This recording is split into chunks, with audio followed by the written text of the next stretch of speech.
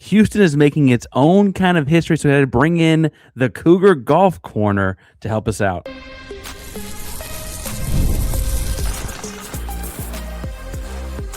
You are Locked On Cougs, your daily podcast on the Houston Cougars, part of the Locked On Podcast Network, your team every day. Welcome to Locked On Cougs. It is your team every day, and we're a little bit bonus today because there's big news on campus to talk about. Bobby joins us from Scott Holman Pawdcast from the Cougar Golf Corner, that is, specifically because, Bobby, we don't get to talk about making history at the University of Houston in terms of our own athletic department very often. Big day on Wednesday for the Cougs. You celebrate a little bowling. How do you celebrate something when it's historic quite like that? You know, this is one of the first times I've ever been able to celebrate something this historic, right? Like last year when men's basketball goes to the national championship game, I'm at the Final Four. I celebrate that by going to my aunt's house and going to bed because I was tired because I wore everything out, right? And to be honest, that's not historic for this basketball program. They've done it before. So, yeah, I was just kind of, I think the only time I've felt like we've done something this historic was the Peach Bowl. And I celebrated that with my now ex-wife by going to a comedy show in Atlanta and celebrating the New Year. So that was fun, I guess.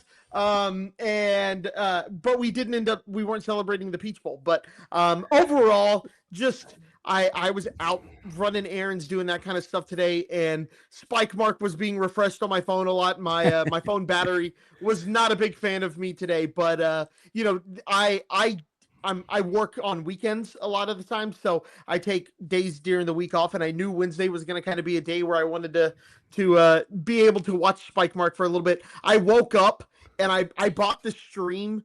It was like $30 to stream. It wasn't a very good stream, but it's the first time they've ever done it. So like you kind of want to support in that sense. Right. So I had the stream up in bed, right? And I'm airplaying it onto my TV, and I have my iPad sitting there where Spike Mark can update constantly. And I'm like, what's going to happen? What's going to happen? And so it was a little stressful at times, but overall super excited to see history made. We're going to get into the stress, get into the story. And again, I bring on Bobby because they do a great job at Scott Holman about following all of the sports, revenue, non-revenue alike, all year round. But the history, if you were under a rock or weren't on Twitter or whatever, is the women's golf program for the first time in school history is headed to the NCAA Championships after finishing second in Louisville Regional. Top 5 get to move on. And we kind of knew this was coming, Bobby, because they had such a great first 2 days. I'm not saying anything on Wednesday was a guarantee, but it would have taken they shot +8 on Wednesday, and we're still, by the end of it, several shots over the 5th place mark. And so it felt like it was coming. It was the kind of thing everyone's following on, like you said, on Wednesday. And I was firing off some tweets. Everyone's like, oh my God, it's actually happening. Bobby, was there a moment this year following the golf team, before we get to this tournament, the Big 12 tournament felt pretty special, a moment throughout the year like this team is different than previous women's golf teams, or is this all just happening so fast? You know, here's what I'll say. I don't think this team is that different from last year's team. I think last year you were the 5 seed heading into the tournament, just like you were here. The problem just happened. You had a bad tournament, and that's kind of what happens with golf sometimes. So I don't know if there was necessarily one thing this year that makes me go like, oh man, this was the moment. You saw some great individual performances, especially at the event that U of H hosts every year, the Chevron Collegiate. They finished 8th in that tournament, and you kind of go, 8, that's not great. But you look at the field, you had number 3 Oregon, number 6 Arkansas, who you ended up beating in this regional. You have number 11 Mississippi State, number 39 Indiana, number 31 SMU, and you competed with these guys. You beat Mississippi State. You finished 2 back of number 6 Arkansas. On the individual player leaderboard at the Chevron Collegiate, you had the defending national champion and Augusta National women's amateur champion Maria Jose Marin from Arkansas, and you had Maelynn Kim beat her by a stroke. You had Moa Svedenskiöld competing with her, finishing ahead by, hold on, I'm doing the math here, 3 strokes and finished top 4. So you saw that you were going to, probably at that tournament, you start going, man, that is an elite field. You did pretty good against it. And individually, your top two players showed that they could compete at a national level. Now, the thing you kind of wondered, what do the other two players give you? What are you going to get from Natalie Saint Germain, Right. who didn't have a great tournament there? What are you going to get from Alexis Aldana? Is Emilio Vallesto going to be the one who is your fourth and take that spot from Alexis Aldana? And what you ended up seeing was, as we went along in the season, it really seemed like it was going to be Alexis Aldana's spot to be that fourth player. And in this tournament that just finished in the regional, you saw a lot of success from her, and was pretty vital to you moving on. So I think another big one was definitely just the Big 12 Women's Championship last week or 2 weeks ago now, whenever it was. You really saw that come together as well, and you knew, hey, this team, the Big 12 is really good at golf, at women's golf, and they were leading going into the final round there. Iowa State just went stupid low, and I think beat everybody by like 10 strokes on the final day. Like, that's going to happen sometimes. And you saw Iowa State make a run in this regional as well on day 3. So you kind of were just thinking right around that Chevron Collegiate, but definitely after the Big 12 tournament, I was a little shocked we were as low as a 5 seed. We were probably one of the better 5 seeds that could make the argument for a 4 seed, but seeding doesn't really matter in the golf tournament. You just got to finish in the top 5 at the end of the day. Well, and finish in the top 5, finish second in the regional. One name you kind of briefly mentioned, I think, had really good Big 12 championship tournaments and Big 12 and national regional tournaments was Natalie Saint Germain. I think that like third prong or fourth prong, however you want to count them, that does seem like it kind of elevated this team where it was not just Svedenskiöld, it wasn't just Kim. It added another high-end player. She shot the -7 in the regional. Obviously, some big shots along the way to get there. And I think you mentioned that it wasn't until her final putt when you're like, okay, we're in. We got this. It feels like it really did, though, become like it wasn't just one or two headliners and some people filling the gaps. It kind of is a team of women that all can take the reins at some point, because anything you read about this team from more than 2 or 3 weeks ago, Svedenskiöld was the headliner, and her teammates have really stepped up in the last couple of weeks. Yeah, I think the big thing when you talk about this team, one of the bugaboos that, as I've been the co-host of the podcast, I've really been following the golf team a little bit closer. Like, I've always followed it. I've always been a big fan. I'll check on their tournaments.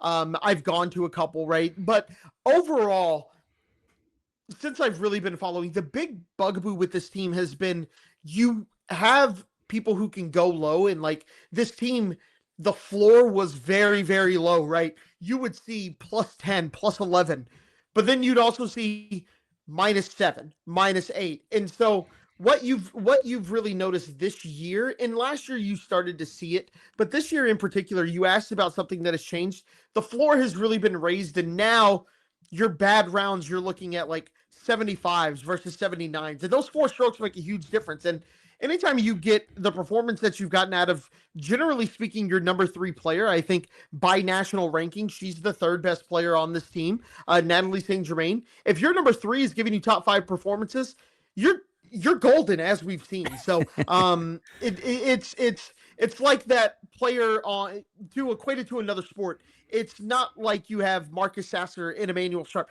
You need a 3rd guy. And if that 3rd guy can start to get you buckets, right? If the 3rd guy gets you 15 a night, you're going, wait, this team's going to be pretty good. Well, so injuries kind of, hindered the team, but the year you mentioned Sasser and Emmanuel Sharp, and I was thinking it was Shed on there, but Tremont Mark was that 3rd guy that had like a great round of 32 game a few years back, right? Like you do kind of need that guy to get you over the hump. Now, or that person, I guess I should say, we're talking about women's golf. They're heading off to Carlsbad and they're getting ready for the NCAA championship tournament here. Obviously, they shot incredible the first 2 days of this one and did just enough to stay in that top 2 spot. Top 5 got in, so I guess that's more than just enough to get in the tournament, but held at kind of the top 2 and leaderboard.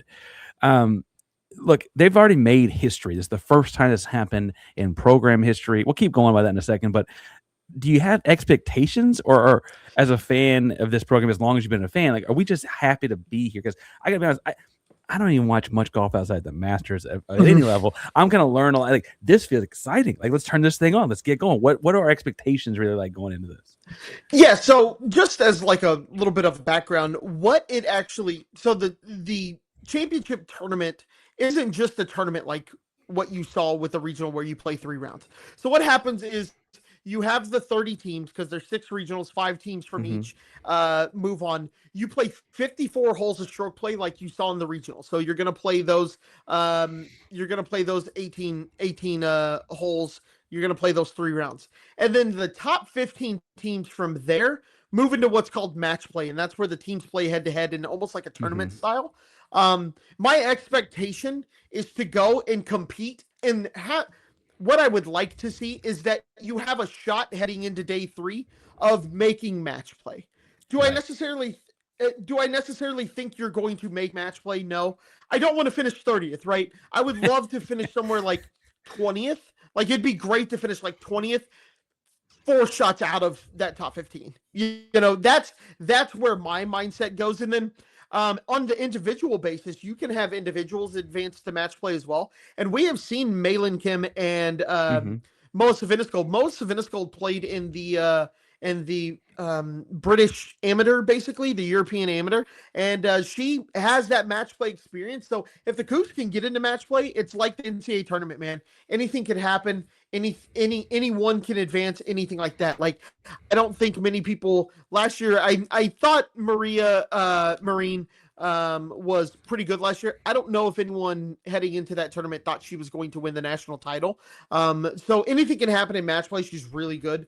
But yeah, I would just like to see heading into day 3. I have to keep spike mark up to make sure, hey, are we getting close? Are we getting close? All right, it's finally over. Like, that would be a victory for me heading into this. Right, because obviously, like, moral victories only carry so much. But for your first time ever getting to this point, that'd be a pretty big deal. I want to talk more about the history being made here. The program as a whole is not all that old, so that's part of the history being made. And then kind of, I think this extrapolates into the rest of campus and sports as well. Before we get too far, though, Bobby, today's show is brought to you by our buddies over at Rocket Money.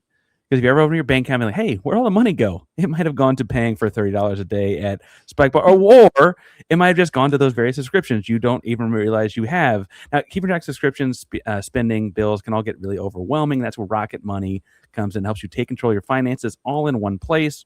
All subscriptions, all right there. You can cancel through the app. You don't have to worry about going through all their back doors that they make you go through. Rocket Money does that for you. You can set budgets, get alerts, stay on top of all upcoming bills.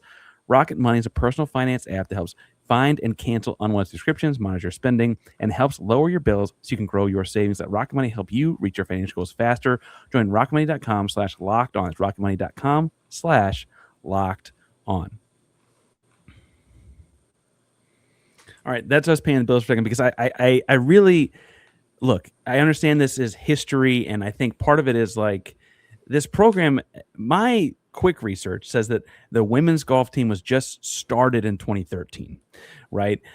Not giving away any of our ages, but like I feel like 2013 wasn't that long ago, Bobby.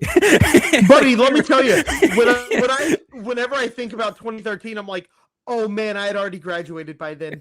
That is not a good look for me. I do not like this. And then, like, just a real quick funny joke. They posted a video of, like, I don't know if you saw this on Instagram. They did a reel of it was Wii Golf, and they had Natalie Saint Germain, and they had Soulja Boy on it. And my co-host Sam was like, "That song's barely younger than a lot of the players on this team." And I was like, "No, man, no, don't do this to me." No, I teach, like I said, teach by day, right? Teacher and coach by day. Middle schoolers think of 2006 like it's like the oldies, and I'm like, oh no, it's 20 years ago. It is time. Yeah. I work in furniture, right? In bedding, and so I go into furniture stores every day. And there was a distinct moment where they switched the music, and I was like, "Oh, I like all these songs." Oh no! Oh no! On the Target demo at Rooms to Go. No. Yeah, that's us with adult responsibilities. Now, these women don't. I mean, maybe they do have those adult responsibilities, but they've set history as a program, and for a relatively young program, with this kind of excitement around it. I felt this, I mean, Fritz was tweeting about it. The multiple athletic department parts of the athletic department were tweeting. I mean, the campus is kind of like root behind these girls, rooting for them. The men, I guess, play soon, so I guess that it'll probably double up us if they have a good tournament as well, right? Does it? The men's program's been around for a long time. Like there's a lot of history there, and the men's golf program has some pretty strong history. What does it mean as you look at it? I mean, follow this whole thing for the 13-year window now to be like, hey, like they're already kind of at a national stage. Like this didn't take very long. Yeah, it shows how great our coaches have been, right? We've had some really good coaches along the way. Coach Las Maria is great. It's such a it's great to watch a program get built, right? I distinctly remember when I was in college, my parents live in the Waco area, and I would go back and see them, and they had Baylor basketball men's and women's season tickets. It's something them and their friends did. And so when I was home on winter break, I'd go to the games and I'd check it out. And, Sure, it's yeah. college sports. I'm pumped, right? And so I remember looking up and I saw the women's team, and it was like NCAA tournament appearance. And then it was NIT champions, and it was like Sweet 16, and then the next banner was Final Four, and then the banner was national champion. And you just see build like that, Right? and that's what you're seeing right now with this women's golf program, right? It's not, you can't expect it to be built overnight, and this is just the next banner you get to hang. And how I always like to talk about this women's program is like, yes, they won a regional, and you're like, yeah, or they advanced to a regional, like, no, they're one of the top 30 teams. And if you think about any other sport, if you have a top 30 team, you're probably pretty excited. If football's top 30, if we were top 25, we were losing our minds this year about it. Basketball, right? If our baseball team was top 30, we'd be losing our minds if we were in a regional, right? Softball, you think of every sport.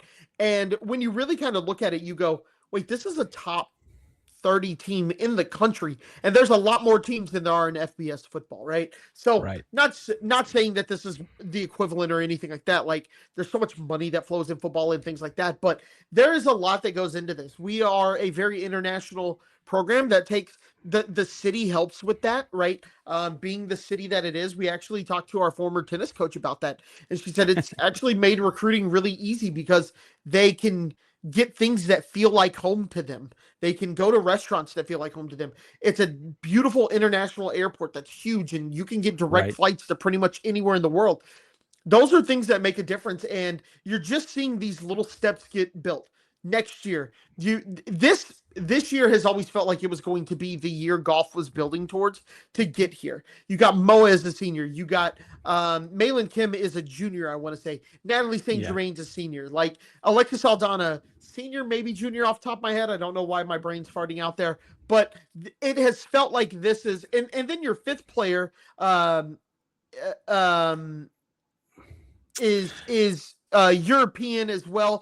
She's a freshman. Right. Yeah, Emily Vaisto, European as well. So you just have a very senior core and a lot of young players underneath that are just kind of biding their time. But what you're going to see is this team has the experience, and you're going to see Maelynn Kim next year take a big jump. But I think this was the year that everyone kind of targeted, and it feels like a lot with our football program does is we have these amazing years every 3-4 years, and then you just kind of wait on this class that you get off of that 3 years, right? We're not the school that's ever going to, except in basketball, right? We don't rebuild,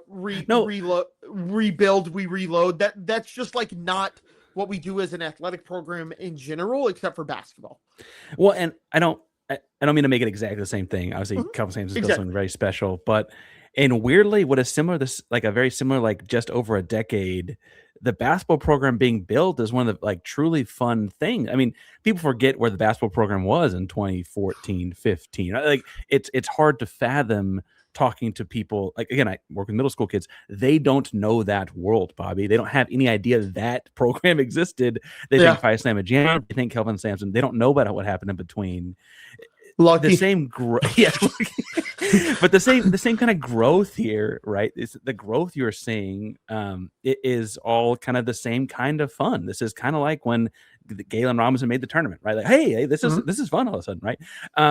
Now you mentioned the international flares of Houston, and having an airport that can get to Prague for Natalie Saint Germain or get to Sweden for Svedenskiöld. I also have to think that just having great golf in Houston is somewhat of an. I mean, it's a great golf city. It's warm year round and all that. Do you see this as a building block? You mentioned the recruiting classes in football, how like every couple of years that they say, hey, I remember when it was fun to watch that one team, and now that next group comes and whatever. And hopefully Fritz makes it more consistent every few years, right? But do you see like this kind of building toward? You mentioned Lasparia and how like she's run the program. She's kind of hadn't been here since 2013, but been here for a long time. My notes here say 2018, which it sounds frankly, I kind of thought it was close to the beginning than that even, but that does you feel like this is going to build into something bigger because you got Big 12 resources like that, or is this kind of just the fun year? Let's have some fun and forget about the other stuff. No, I definitely think this is something that you're going to build upon. I don't know if necessarily next year you're going to build upon it with making the knockout rounds, right? Just kind of looking at the roster. And the beautiful thing is people forget about this in these Olympic sports and these non-revenue sports. The portal's still open for you as well there, right? Like you can still go portal shopping there. So I think it looks a lot different, right? There's not the money being thrown around and you're really looking for more opportunity. You might have those opportunities for some solid players to come in. They can see what they see Maelynn Kim winning the some like Southern Regional amateur last year. That was a big tournament that I actually heard people like talking about. I'm not big on like the amateur golf scene in the country, but that's like a big tournament to win apparently. And those kind of things they can see. Maybe something crazy happens and Maelynn Kim gets invited to Augusta National next year for the women's amateur. Like those are the things you can do. You get you see the growth of Moa Svedenskiöld under Coach Lasparia and how she makes the knockout rounds in the British amateur. Like these are the things that recruits see, and maybe you come here and you do that. It's so much fun to have a good team on campus. And I think the last direction to go with this, aside from we keep celebrating them and hopefully they make like a big splash here in the next couple weeks, and then we get to celebrate them again, right? This does not have to be the only time we talk about them. But I think it carries over to a thought I've had about the rest of campus. You follow the rest of campus really closely. I want to talk about that in a second, but first,